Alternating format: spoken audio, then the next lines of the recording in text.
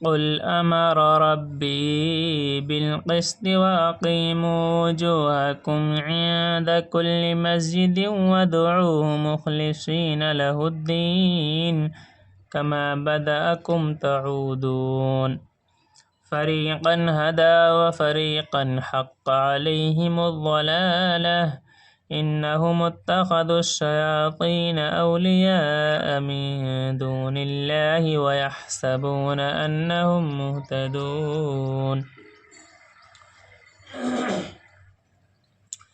آپ کہہ دیجئے کہ میرے رب نے حکم دیا ہے انصاف کرنے کا، اور یہ کہ تم ہر سجدہ کے وقت اپنا رخ سیدھا رکھا کرو، اور اس کی یعنی اللہ کی عبادت اس طور پر کرو کہ اس عبادت کو خالص اللہ ہی کے واسطے رکھا کرو۔ جس طرح تم کو اللہ تعالیٰ نے شروع میں پیدا کیا تھا، اسی طرح پھر تم دوبارہ پیدا ہوں گے۔ بعض لوگوں کو تو اللہ تعالیٰ نے ہدایت کی ہے اور بعض پر گمراہی کا ثبوت ہو چکا ہے۔ ان لوگوں نے شیطان کو رفیق بنا لیا اللہ تعالیٰ کو چھوڑ کر، اور خیال رکھتے ہیں کہ وہ راہ پر ہیں۔ یا بنی آدم خذوا زینتکم عند کل مسجد وادعوہ مخلصین عند کل مسجد وکلوا واشربوا ولا تسرفوا انہ لا يحب المسرفین۔ قل من حرم زینة اللہ التي اخرج لعباده والطیبات من الرزق قل هي للذین آمنوا في الحياة الدنيا خالصة يوم القيامة كذلك نفصل الآيات لقوم يعلمون۔ قل إنما حرم ربي الفواحش ما ظهر منها وما بطن والإثم والبغي بغير الحق وأن تشركوا۔ اے اولاد آدم کی، تم مسجد کی ہر حاضری کے وقت اپنا لباس پہن لیا کرو، اور خوب کھاؤ اور پیو، اور حد سے مت نکلو، بے شک اللہ تعالیٰ پسند نہیں کرتے حد سے نکل جانے والوں کو۔ آپ فرمائیے کہ اللہ تعالیٰ کے پیدا کیے ہوئے کپڑوں کو جن کو اس نے اپنے بندوں کے واسطے بنایا ہے، اور کھانے پینے کی حلال چیزوں کو کس شخص نے حرام کیا ہے؟ آپ یہ کہہ دیجئے کہ یہ اشیاء اس طور پر کہ قیامت کے روز بھی خالص رہے، دنیاوی زندگانی میں خاص اہل ایمان ہی کے لیے ہے۔ ہم اسی طرح تمام آیات کو سمجھداروں کے واسطے صاف صاف بیان کیا کرتے ہیں۔ آپ فرمائیے کہ البتہ میرے رب نے حرام کیا ہے تمام فحش باتوں کو، ان میں جو اعلانیہ ہوں وہ بھی، اور ان میں جو پوشیدہ ہوں وہ بھی، اور ہر گناہ کی بات کو، اور نہ حق کسی ظلم کرنے کو، اور اس بات کو کہ تم اللہ تعالیٰ کے ساتھ کسی ایسی چیز کو شریک ٹھہراؤ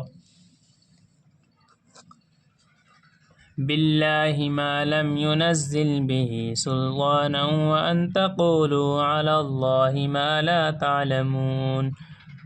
ولكل أمة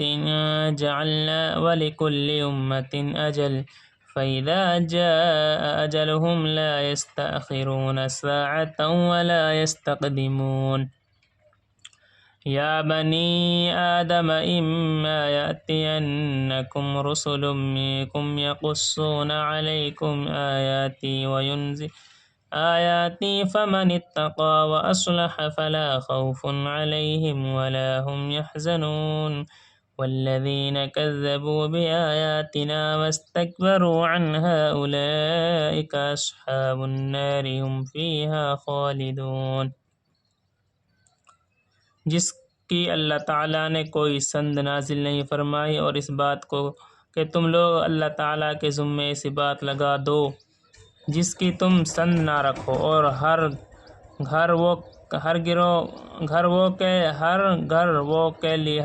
کے لیے ایک معیاد معین ہے، سو جس وقت ان کی معیاد معین آ جاوے گی اس وقت ایک ساتھ نہ پیچھے ہٹ سکیں گے اور نہ آگے بڑھ سکیں گے۔ اے اولاد آدم کی، اگر تمہارے پاس پیغمبر آویں جو تم ہی میں سے ہوں گے جو میرے احکام تم سے بیان کریں گے، سو جو شخص پرہیزگار رکھیں اور دوستی کریں، سو ان لوگوں پر نہ کچھ اندیشہ ہے اور نہ وہ غمگین ہوں گے۔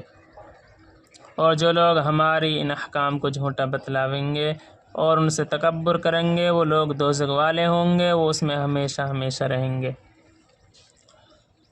فمن أظلم ممن افترى على الله كذبا أو كذب بآياته أولئك ينالهم نصيبهم من الكتاب حتى إذا جاءتهم رسلنا يتوفونهم قالوا أين ما كنتم تدعون من دون الله قالوا ضلوا عنا وشهدوا على أنفسهم أنهم كانوا كافرين قال ادخلوا في قد خلت من قبلكم من الجن والإنس في النار كلما دخلت لعنت أختها حتى إذا اداركوا فيها جميعا قالت أخراهم لأولاهم ربنا۔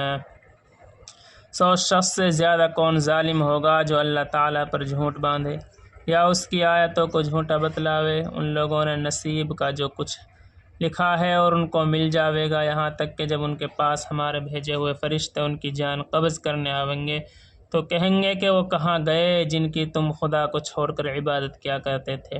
وہ کہیں گے کہ ہم سے سب غائب ہو گئے، اور اپنے کافر ہونے کا اقرار کرنے لگیں گے۔